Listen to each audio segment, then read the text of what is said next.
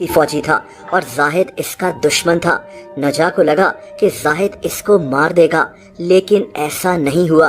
दोस्तों, जाहिद ने पहले तो नजा की तलाशी ली और तभी इसको इसकी जेब से एक तस्वीर मिली। ये तस्वीर नजा की फैमिली की थी, इसकी बीवी और एक बेटे की। ये तस्वीर देखकर जाहिद ने उसी वक्त फैसला किया कि ये नजा की जान बचाएगा। अब आप सोच सकते हैं कि एक दुश्मन फौजी की मदद करने का अंजाम क्या हो सकता था। जाहिद को सजा हो सकती थी। इसको कई ईरानियन फौजियों ने समझाया भी, लेकिन जाहिद नहीं माना। यहाँ तक कि ये दूसरे फौजियों से लड़ता हुआ नजा को एक हॉस्पिटल ले गया। लेकिन यहाँ भी एक मसला था। इस हॉस्पिटल के डॉक्टर ने नजा का इलाज करने से इनकार कर दिया। इस डॉक्टर की फैमिली इस जंग में मारी गई थी। इसके दिल में इराकी फौज के लिए शदीद गुस्सा भरा हुआ था, इसीलिए ये एक इराकी फौजी का इलाज नहीं करना चाहता था। लेकिन जाहिद के समझाने पर ये डॉक्टर मान गया। नजाब हॉस्पिटल में था, लेकिन ये एक जंगी कैदी भी था। जाहिद रोजाना इसको देखने हॉस्पिटल भी जाता था।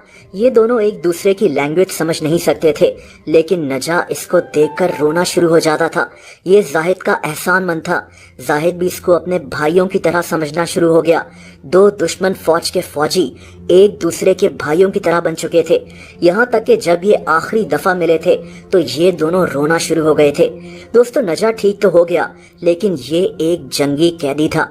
जाहिद इससे ज्यादा इसके लिए कुछ नहीं कर सकता था।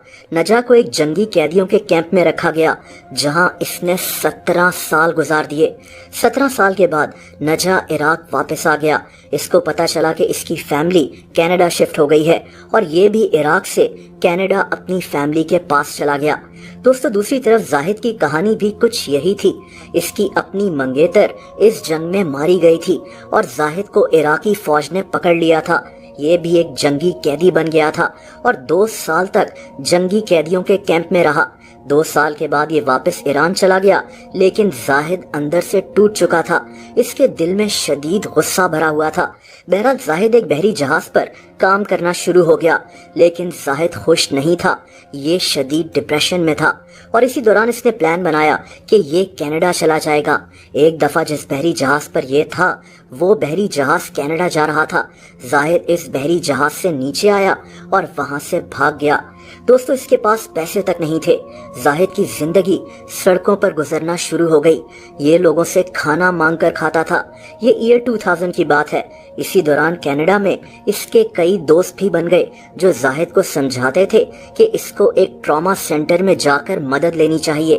कनाडा के शहर वैंकूवर में एक ट्रॉमा सेंटर था, जहां उन लोगों की मदद की जाती थी जो अपनी जिंदगी में किसी ट्रॉमा या दुख की वजह से शदीद डिप्रेशन में थे। बहरहाल जाहिद वहां पहुंच गया। ये भी बैठा हुआ था कि एक आदमी इसके साथ आकर बैठ गया। ये आदमी पर्शियन बोल रहा था। इन दोनों ने आपस में इंग्लिश में बात की और दोस्तों, ये दोनों शॉक रह गए। वो दूसरा आदमी कोई और नहीं बल्कि नजा था। वही नजा जिसकी मदद जाहिद ने 18 साल पहले की थी, एक दुश्मन फौज का फौजी। जब नजा को ये बात पता चली तो ये जाहिद के गले लगकर रोना शुरू हो गया। जाहिद की आंखों से भी आंसू निकल आए। ये दोनों फूट फूट कर रो रहे थे।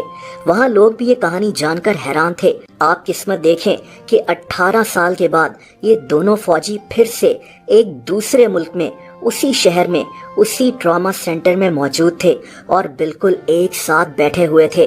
दोस्तों, ये दोनों एक दूसरे के इतने गहरे दोस्त बन गए कि एक दूसरे को अपनी फैमिली कहना शुरू हो गए। नजा ने जाहिद को डिप्रेशन से निकलने में बहुत मदद की थी।